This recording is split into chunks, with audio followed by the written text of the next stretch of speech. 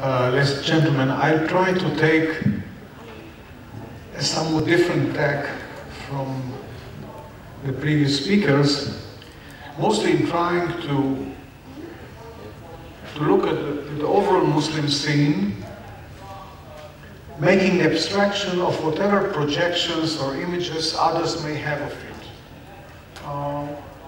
Which may be honest or maybe somewhat illusory, it doesn't matter. But if we try to describe it pragmatically, how fares Islam today?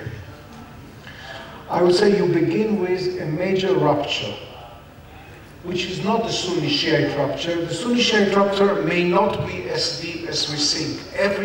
After all, it was produced by Al-Qaeda, the Al-Qaeda branch in Iraq, mostly based upon some interpretation of Saudi anti-Shiite thinking, and of course,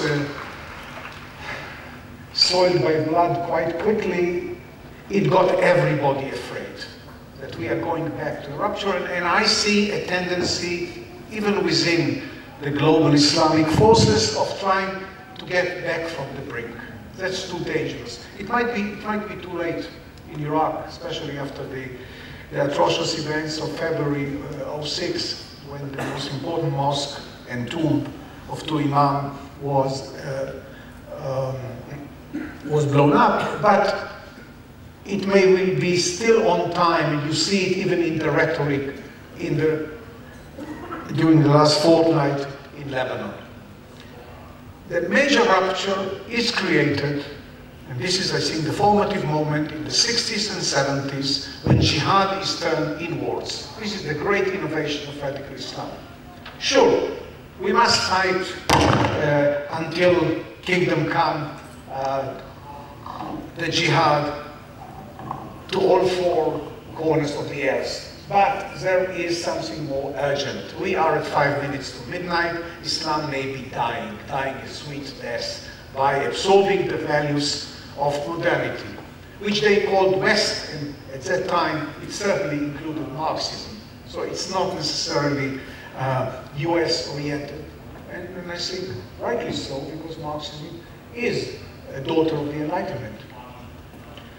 In that respect, it is this assimilatory acceptance of modernity in all its aspects, both instrumental and value aspect, which is the one to fight. And as the state is the major agency of this modernization, the states, as they call it, renegade states, because those are states ostensibly Muslim but hypocritically so, should be fought. This is a change of the agenda of historical proportions. It has no antecedents. There was some antecedents in Wahhabi Saudi Arabia in the 18th century, but it wasn't really against modernity. It was against remnants of any pre-Islamic civilization still existing in Arabia. This is the basic rupture. In that respect, the radical Islamic forces are the major anti-status quo force within all Islamic lands. Sunni and Shiite, they happen to be in power in Iran. They have gotten nowhere elsewhere, except for a very brief time in Afghanistan and Sudan. As against them, what do you have? You have actually three forces. One is the regimes, authoritarian regimes,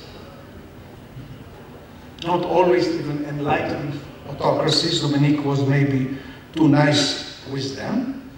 The major mainstays would be here, say, countries of like Tunisia, Algeria, Saudi Arabia, and Egypt, which go the way of modernization to different degrees. Most of them, except for Saudi Arabia, economically are going to go a very, very long way, but are afraid of the alternative.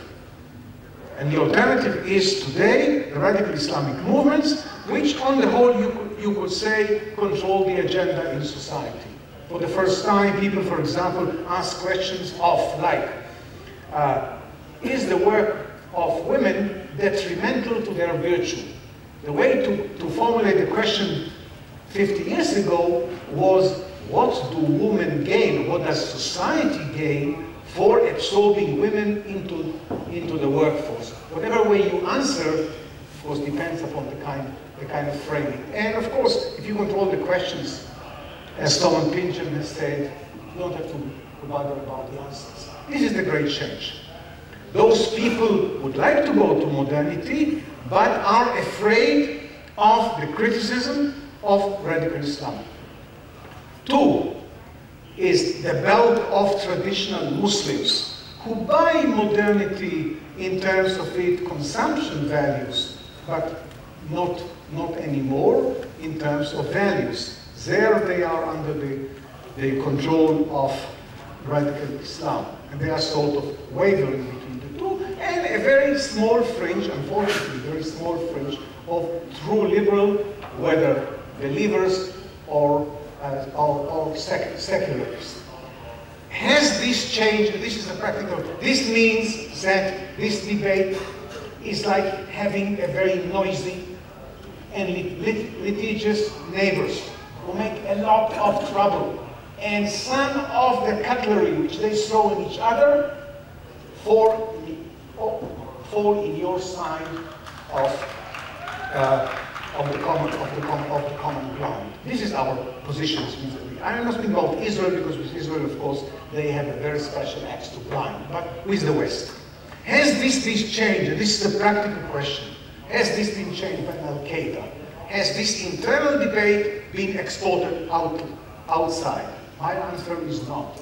If you read the prehistory of Al-Qaeda, the history of Al-Qaeda going until Afghanistan, October 01, you see very well that the whole operation, which came to its paroxysm in 11 September, was actually an attempt of doing a kind of propaganda by deed, doing something big against the West, highly imaginative, highly efficient, very impressive, I would say, on this regard, in order to bolster the declining morale of a violent fringe which has been battered by the regimes. Never for a moment, and we have today the very detailed reports of the discussions which bin Laden had with Mullah Omar, the head of the Taliban, who warned him against going against the West, and a few of his own buddies were also of the same opinion. Never in these discussions did bin Laden argue that he is going to conquer the West, to weaken the West. He wanted to create problem. Number one, to raise the morale. In this, he achieved his aim. Thousands of people, I don't think the majority of the population, I think it's a gross exaggeration, thousands of young people, for reasons which have got nothing to do with humiliation. I want to repeat this. This is something which I'm sure Dominique has taken on trust from a few of his French Islamologists. This is the old Orientalism. You know, Arabs care about honor. Oh, we don't care about honor, etc. Yes, of course, not in feudalism. We never cared about honor. We invented the duel, things like that, not about honor. The basic notion which appeals to everybody, and which is powerful even today, and it is somehow linked to the Israeli conflict, it's the notion of injustice. It's a vision of justice which is foiled by the world as it is, and in order to mend this state of affairs, people are going to Iraq. Well, in Iraq they see something certainly very disquieting for them from this regard. It's not about honor at all. Al-Qaeda never thought about taking the West. And if you look at the actions of Al-Qaeda, this is my last point here, just to prove to you, even Al-Qaeda in its new transformation, post-Afghanistan, weakened, with no hierarchical center anymore, persecuted, with bin Laden and Zawahiri serving mostly as mouthpieces. They control nothing. They don't even have money. They ask the rebels in Iraq for money. How confident can you be in your commanding position if you are asking that? A good many of the operations, we hear about London 05, we hear about March 04 in Madrid, somehow linked to it more by force than by logic, is the events of Theo van Gogh and of course the Danish, etc. Emmanuel. How much do we hear of the fact of this, I would say almost an intifada? It's worse than an intifada. It was a real upsurge against Muslim regimes as a result of 11 September. The movement in Saudi Arabia rose, I would say, an almost mad risk-taking, and actually paid a very heavy price for it against the regime. Same attempt in Casablanca and other places in Morocco. There were some events in Northern Sinai linked to remnants who had their own local, of course, grudges, but at least used the language, and of course the resurgence of, very dangerous, this one, of radical Islam in Algeria. A few events in Jordan as well. There were much more activity against the regimes inspired by Al-Qaeda in Arab lands than in Europe. But of course, who cares about Arabs?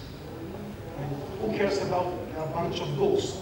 I mean, there is never any reporting at any time. So my argument is the old struggle between radical Islam, violent or otherwise, they may be sometimes very pragmatic, goes on. This is the major rupture. We are the neighbors. Of course, there are many Muslims in the West. This was, by the way, a great surprise for Al-Qaeda. Never did they think about the fact that they would find most of their adept in Western Europe. And in a way, if there is a real clash of civilization, it is in the ghettos and suburbs of Western Europe, not elsewhere.